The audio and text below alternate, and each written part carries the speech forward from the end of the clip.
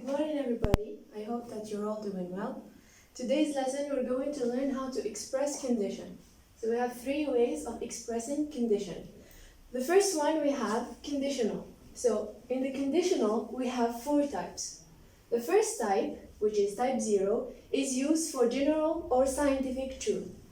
In type 0, we start with if, then we use the present simple, and then also the present simple. So in the sentence, we have this link word which introduces condition, and then both verbs in both sentences are in the present. Here we have an example. So here we have if you heat water, it boils. So here heat is in the present simple. Boils also is in the present simple. And of course this sentence expresses a scientific truth. If we heat water, it will always boil. It doesn't change, or it always boils. The second one is type 1. In type 1, we have a situation that is possible to happen. So the situation here, there is a possibility of it happening, or maybe it cannot happen. In the first one, so here, the structure of the sentence, we have if plus the present simple, then we have the future. So here, present simple, then future. In the example we have here, she will pass her exam if she works hard. She will pass her exam. So here we have the result. So the if clause, we have two clauses. When we introduce this condition, we have a clause which starts with if that expresses condition, and we have the second clause which expresses the result. So here we start with the result, which means here we can put if at the beginning of a sentence like here, or we can put it in the middle of the sentence. In the first example, we have if you heat water, so we start with the clause that starts with if, which means the condition. It boils. Here we have the result. This is the main clause, and this is the subordinate clause. In the second example, we have the result. We start with the main clause, which is the result. She will pass her exam if she works hard. So if she works hard, here is the condition. This shows you that we can put if at the beginning of the sentence or in the middle of the sentence. So here, the result is will pass her exam, and the condition is works hard. So after if, we have the present simple, and of course the second sentence or the second clause, we have the future, will pass. So this is the result. Now we move to type 2. The third type of conditional is type 2. In type 2, we have an impossible situation or an imaginary situation. So the situation is impossible to happen, or it is imaginary. In this, the form we have also if, then we have here past simple, and then would plus stem. Would plus the verb without to. So for the example, we have if I were you, I would start revising my lessons. Here you can see that the sentence here, or the verb to be, the auxiliary to be, is in the past were, not was. In the conditional type 2, or the auxiliary to be becomes were, not was, because the normal form is I was. If we say I was in the past, but in the conditional type 2 we say I were. So here also we have the past simple. If I were you, I would start. So here we have would plus the stem. Stem is the verb without to, so we have start. Would start revising my lesson. We can also say I would start revising my lesson if I were you. Here we put if in the middle of a sentence. Then we have type 3. In type 3 we have if plus, so here we have plus past perfect, then we have would have plus past participle.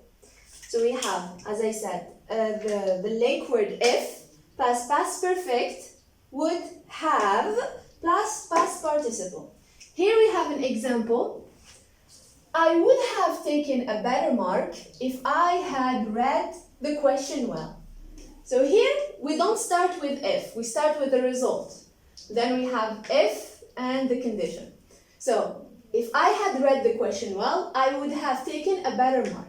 Here it's reversed, so we start with the result, and then we move on to the condition. So here we have would have taken, would have plus the past participle of the verb to take, taken. And here we have the past perfect, had read. So to read, the past perfect is had read. Okay? So that's it for the conditional. 4 types, type 0, type 1, type 2, and type 3. We have 4 types to express condition. Now we move on to another way of expressing condition. The use of unless. Now, unless is another way to express condition or to introduce condition, and it expresses warning. So, for unless, we say, unless, the meaning of unless means except if or if not. Except if, this is what it means. So we say except if or if not. Now the way we use it is, we use unless plus the present simple, then we have future. The future will plus stem. It is similar to type 1, okay? So the same use, we have present simple future, type 1 we have present simple future. However, with unless, the verb is going to be in the affirmative and the result is going to be in the negative. So this is a negative result. Or the verb is going to be in the negative. So here we have negative. So unless plus affirmative, in the future, or the result in the future will be in the negative. Here's an example. So unless you revise your lessons, you won't pass the exam. Unless you revise. So revise is in the affirmative. Revise, the verb is in the affirmative. However, the future, the verb in the future is in the negative. So unless you revise your lessons, affirmative, you won't pass the exam, the negative. Here the meaning of this sentence will be, if you don't revise your lessons, you won't pass the exam. If you don't. So here don't is a form of negative. So here if not revise. Okay, so we say don't revise. So if you don't in the negative, you won't pass the exam, here also in the negative. So we use unless in order to express a warning, and we use the verb after unless in an affirmative, in the affirmative form. So now we move on to the third way of expressing condition. So we have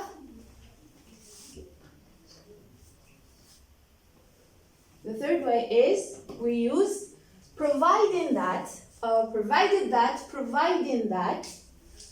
Okay, here it's providing that, or as long as. So we have these 3 link words that also introduce condition.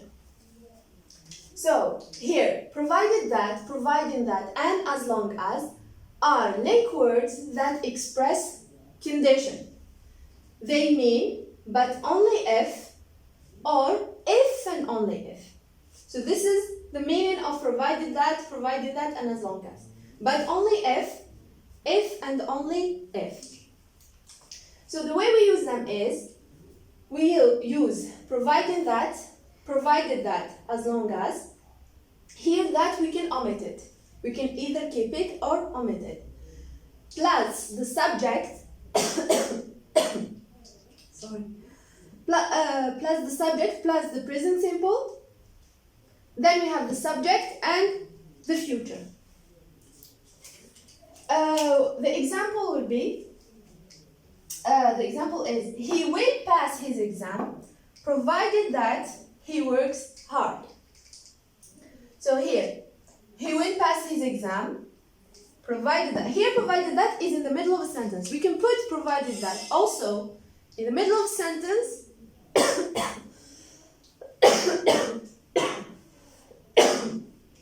Sorry. We can put it in the middle of a sentence or at the beginning of a sentence. So he will pass his exam provided that he works hard. Here, after provided that, we have the present simple, and in the result clause we have will pass, the future. Another example is, we start with as long as. Here we can replace provided that with either provided that or as long as. They all have the same meaning. So we can start with as long as or provided that or provided that. As long as we act now, as long as we act now, we will eradicate corruption. As long as we act, so in the present simple, we will eradicate corruption. Will eradicate is in the future. So here, as long as we, the subject, then the verb in the present simple, then we have the subject, then the verb in the future. If we put provided that in the middle of a sentence, we don't need comma. If we put it at the beginning of a sentence, we need to use the comma and then the second sentence. So we have here the same thing for unless. Okay, so here unless we can use it also in the middle of a sentence. So we can say, you won't pass your exam, comma, unless you revise your lessons. So we start with the result clause, unless you won't pass your exam, and then the condition, so unless you revise your lesson. Here also, here we have, as I said, so when you start with if, we need to put the comma, and then the result clause. If we start with the result clause, there is no need to put comma. We just put if directly and we continue. So here we start with if, here also we start with if, then we have the comma and then the result clause.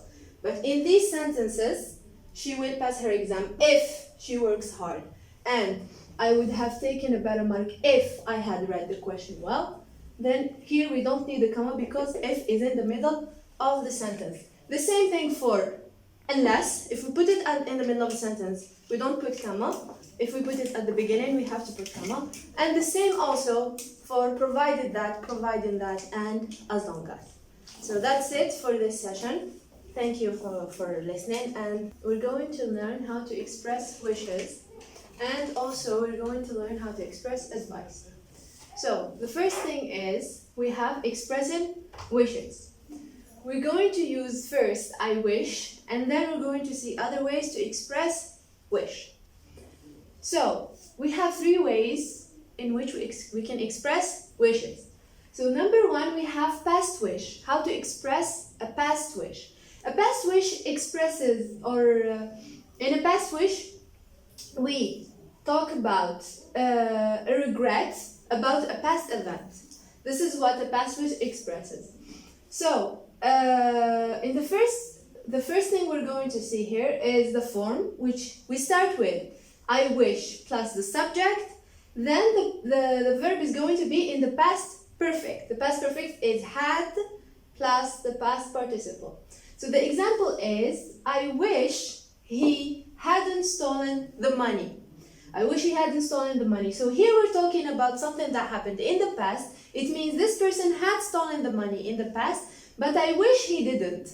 I wish he didn't. So it's a regret about a past event. Now, the second example here, or the second part, is present wish. So we're going to talk about a wish in the present. In the present wish, we imagine an opposite present situation. It means a situation that we're in, but we imagine something different. So we use I wish plus a subject, then past simple. I wish the subject plus past simple. So in the example we have I wish she, the subject, were on holiday now. She were. So here the auxiliary to be in the past. Here we have the same as in the if conditional. We don't use, with I wish we don't use was in the past. We use were instead. So I wish she were on holiday now. So here we have the present now. Then were is in the past simple. Now, for a future wish, the future wish expresses a desire or a wish to change the near future. So we have two different ways to express a future wish. The first one is we use I wish plus one of these pronouns. We have he, she, it, you, and they. When we have one of these pronouns, we use would plus stem. So I wish he would, or she would, or it would, you would, and they would. The second part is I wish plus I and we. Here we don't use would, we use could instead. So could plus stem. In example, we have two examples. The first one, I wish I could lose weight. So here we have could, because we have the pronoun I. The second one, I wish you would stop smoking. So here we have you. So we have here the modal would and not could, because the pronoun is you. The same would go with with she, he, it, you, and they. So if here we have another pronoun, one of these, we will also have would. Here, if we had we also, we would use could. So these for expressing expressing wishes. Now we can also use if only to express a wish. So if only can be used instead of I wish. So we use here if only instead of I wish. And however, we're going to express a stronger feeling of regret or a stronger wish. So if you want to express something or a feeling that is stronger, so here, for example, a stronger feeling of regret or a stronger desire to change the near future, we're going to say if only instead of I wish, and we keep the same structure. So here we have the same examples. Here, these examples, but we use if only instead of I wish. So the first example, if only he hadn't stolen the money. Here, at the end, we're going to use a exclamation point. Okay, so all of them, we have exclamation point. So if only he hadn't stolen the money. Here, we express a past wish. Why? Because here we have the past perfect. Because we have past perfect, so it's a past wish. Now, the second example, like this one, if only she were on holiday now. So, here we are expressing a present wish. Why? Because we have the past simple, were. Plus we have now. Now expresses the present. The third example is, if only I could lose weight. So here we are talking about something, or a future wish. We have the modal could plus the stem lose. The second one, if only you would stop smoking. So it's the same example as here. So you would, because here we have you, here because we have I, we use could.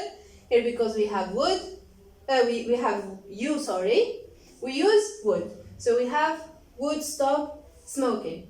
Here, both these examples express a future wish. So, you have to look at the verb in order to see what the wish, what type of wish it expresses. What tense, the wish is. So, we have either the past wish, so we see the verb in the past perfect. If it is a present wish, we see the verb in the past. Or if it is a future wish, we can see either could plus stem or lose plus stem, depending on the pronoun. Now we move to the second part here. It's high time or about time. So when we use it's high time or about time to express annoyance or to complain about something that should have been done sooner or earlier. So when we are not happy about something that should have been done, we use it's high time or about time to express our dissatisfaction or to express our annoyance. So, when we use it's high time or it's about time, we start with these linked words, it's high time or about time. Then we use the subject, then the past simple. We use the past simple with it's high time or about time. So for the example here, we say it's about time or it's high time. We can use them both. The government took measures to stop corruption. So here we are complaining about the government not doing anything about corruption. So we say it's about time the government took. So here took is in the past simple. It's the past of the verb to take. Took measures to stop corruption. So here, high time, past simple. Now we're going to see how to express advice. So, in order to express advice, we express advice using had better, or the short form here, the better. So this is the short form of had better, or had better not. If you want to talk about something in negative form, so better not. And it means the same as should or ought to. So we can replace had better or had better not with should or ought to. Here, if we are going to replace them with had better not, we're going to say should not or ought not to, okay? So here we're going to start with the subject, then we use had better or should or ought to, then the stem of the verb, and then the rest of the sentence. So for the examples we have, the first example, you should or you ought to work hard to pass your exam. So here work is the stem, because as we know, after modals, should is one of the modals, would is also a modal, and could is a modal, like we saw earlier. So after the modal, we always have the stem. So here work is the stem of the verb to work. The second example is, you look tired, you'd better not go to school today. So you better not go to school today. Here is an advice. It expresses advice, sorry. You look tired, so here I'm giving you advice to not go to school. So you'd better not. Here we're using the negative form. The third example, I'd better call her now. She might get upset if I don't. So I'd better. So here is the short of I had better. Call her now. She might get upset if I don't. So this is a way to express advice. We can use here should, saying I should call her now, or I ought to call her now. Here if we use should or ought to, we say, you look tired, you ought not to go. You ought not to go. Okay, so here, instead of you'd better not, we say ought not to. Or you shouldn't or should. So shouldn't is the short form of shouldn't. You shouldn't, sorry. Okay. So you shouldn't go to school. Okay, so that's it. Expressing advice with had better not. And then we have here, we saw earlier, expressing wish, using I wish, in past, the present, or the future. And we can also replace I wish with if only, and then we have it's high time or about time to express annoyance about a situation that we are not happy about or we are not satisfied about. So that's it for today, for today's session. We're going to see next time. We're going to see another grammar lesson next time. See you then. Take care. Hello everybody. I hope that you're all doing well. Today we're going to learn about cause and effect, how to express cause and effect, and also how to express concession. So the first thing we're going to see is how to express cause. In a sentence where there is a cause, there is also effect or a result. There is a clause where we express the cause and a clause where we express the result. So in order to express a cause, we use the following link words. So we use either since, because, or as. if we use one of these link words, we're going to start with the first sentence here being the result clause, then we use one of the following link words which express cause, and then a subject plus verb. So here the example that we have he succeeded in his exam. Here this is the result clause. Because he had worked hard. So here we see that after because we have subject he, then we have he worked, the verb in the past perfect. Then here we can substitute or change because with since or as. It's the same meaning. So we can say he succeeded in his exam since he had worked hard, or as he had worked hard. We have here the meaning remains the same. We can also use or we can also express cause by one of these link words. So we start with a sentence which is, as I said, the result clause. Then we use due to, because of, or owing to. Now, if we use one of these link words, here we're going to have a noun phrase. We don't have subject plus verb, we have a noun phrase. A noun phrase is a phrase where the noun is the most important word in the whole sentence or the phrase.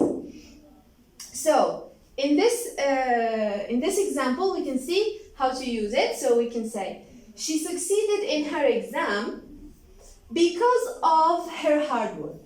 So here we don't have a verb. Her hard work is a noun phrase. So here, hard work, work is the noun and the most important element in the phrase. The second one we have, I had to ask for help due to the difficulty of the question. So here, I had to ask for help. Due to is one of the link words. The difficulty of the question is another noun phrase. Difficulty of the question. There is no verb here. So if there is no verb, it's a noun phrase. Here also there is no verb. And the last example is, owing to the coronavirus, we stayed home for months. So owing to the coronavirus here is the noun phrase. This is the link word.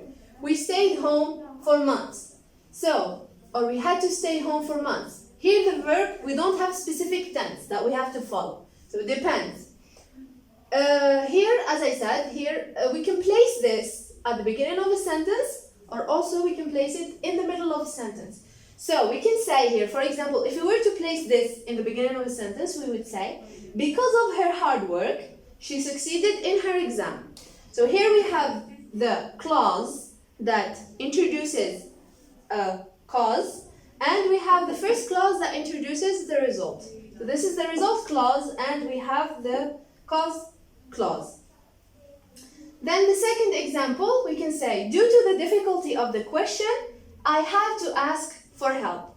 So this is the result. I had to ask for help. Why? Because of the difficulty of the question. And here we can place it in the middle of a sentence. So we say, we stayed home for months owing to the coronavirus pandemic.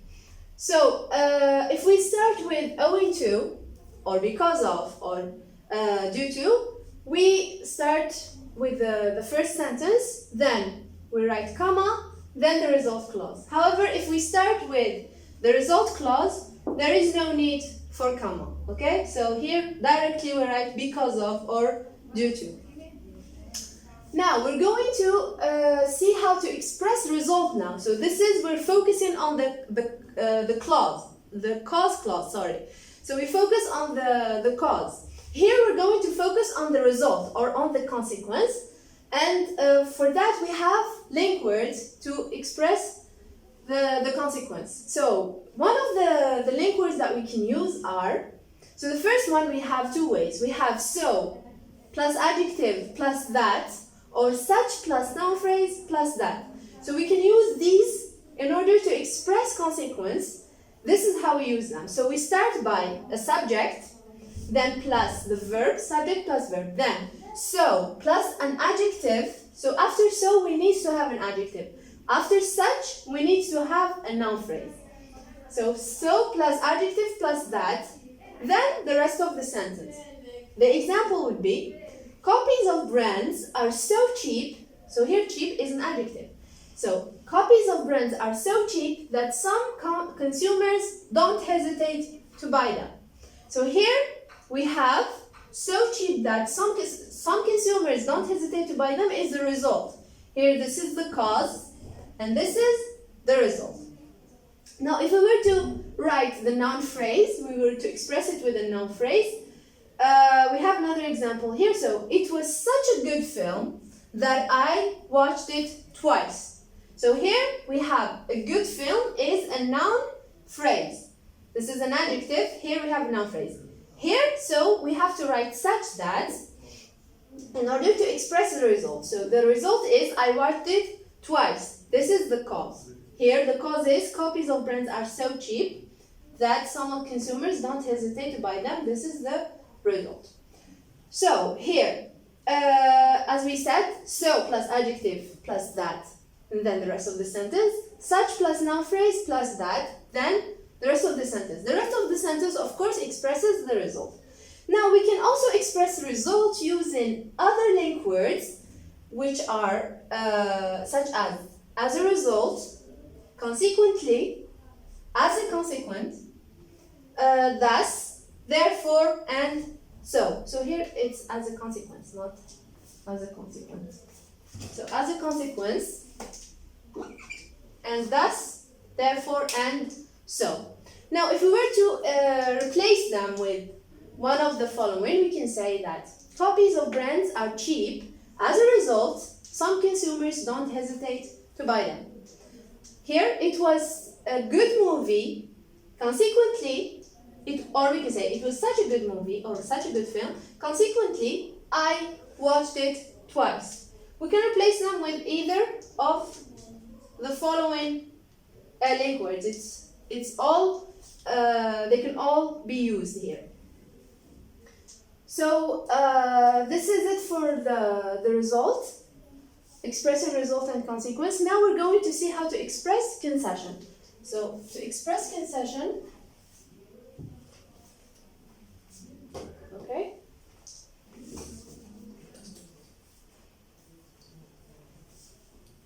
So now we're going to see concession, how to express it.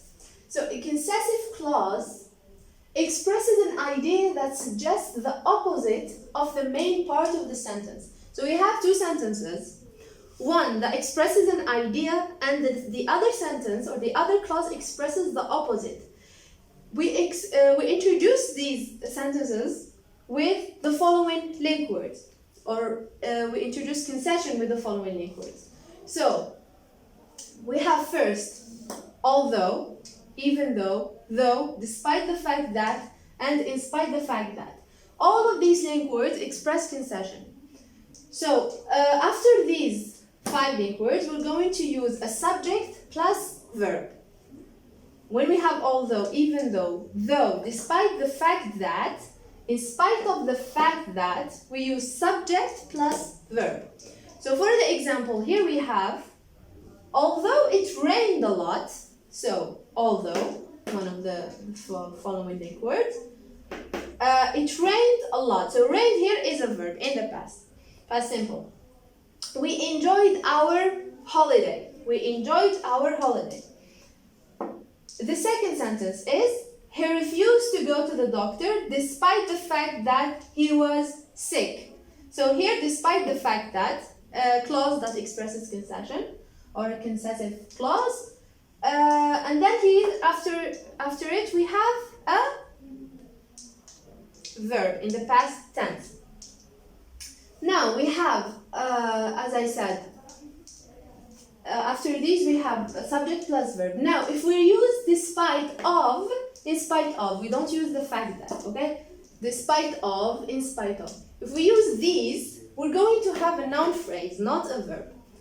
Or the gerund. So it's either a noun phrase or the gerund. The gerund is a noun that ends in ing. Okay? So in this case, we're going to see the same examples but using despite of and in spite of. So despite of raining a lot, so here we're using the gerund. So we turned the noun into we turned the verb here into a gerund. Despite of raining a lot, we enjoyed our holiday. The second example is, he refused to go to the doctor in spite of his sickness. So here we said, despite the fact that he was sick. So here we have a verb. Here we have a noun phrase, his sickness. We turned it into a noun phrase. Now, expressing concession, we use it mostly when we are having an argument, not an argument, we're giving an opinion about someone, and we are arguing that so we are agreeing with what he said, but we have our opinion. So to sound more polite, we use concession. Okay?